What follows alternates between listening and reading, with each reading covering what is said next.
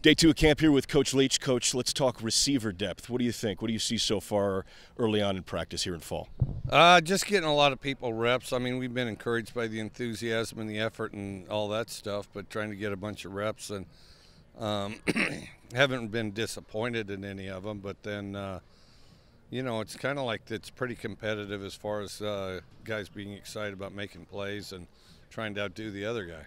Say it year after year, but it feels true. It's bigger, faster, stronger since you've been here, right? Year 6, but even the last couple of seasons from weight room for some guys through the summer, it's abundantly clear that they've been working hard. That's the same case this year. Well, a bigger portion of our team that played last year was here over the summer because they weren't freshmen, so then they were lifting, so I think that was helpful. And then we got you know, just all those young guys came in here ready to work, and I think some of that has to do with the chemistry of the guys that were here rubs off on them. And nickel position has last year has now won in the NFL, Shalom Luani.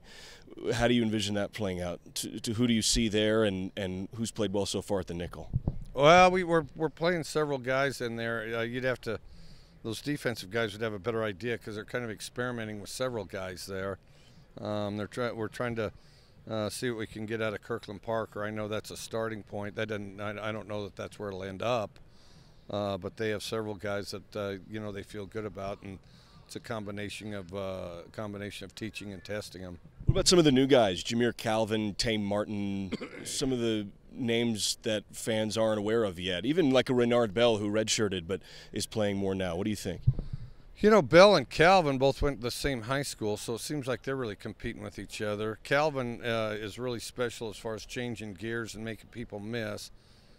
Tay Martin, you know, is just a big target and plays really aggressive. I mean, one thing, you know, because of the learning curve, he doesn't play perfect, but he plays full speed all the time, and he'll find his way in to a lot of plays just by his own intensity as far as going out there and really playing hard. Not sure what it means to you, but off the bus, your outside wide receivers are about as big as any in the nation, right? You could go Dimry, Johnson, Mack, Patman, Martin, and then Martin Jr. and say there's no group of guys that at least for DBs would be more intimidating than that toward the boundaries. Well, we got some tallish guys and then quick guys inside because I think Robert Lewis is doing real well.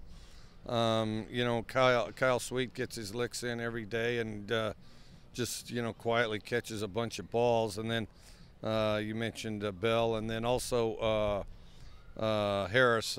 Harris is doing some good things in there. And Aesop Winston too, right? Aesop Winston, we got to get him in shape. Catches the ball really well. We got to get him in shape. All right, Coach, I didn't mean to bury the lead and neglect the O-line. I know it's your favorite, but I figured I'd wait for pads tomorrow down in Lewiston. We got to get better there. I thought our first group did pretty good. I didn't see one-on-one O-line yet, but I thought our first group did pretty well in team. I thought our second group struggled some.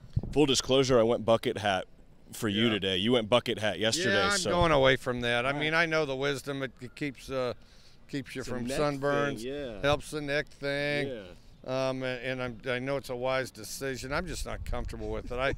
I tried to pull it off. I've made a few attempts. So it's great. I made a few attempts. Right. I'm into this now. Okay. All right, Coach. Back to the same old deal. Thank you. All right.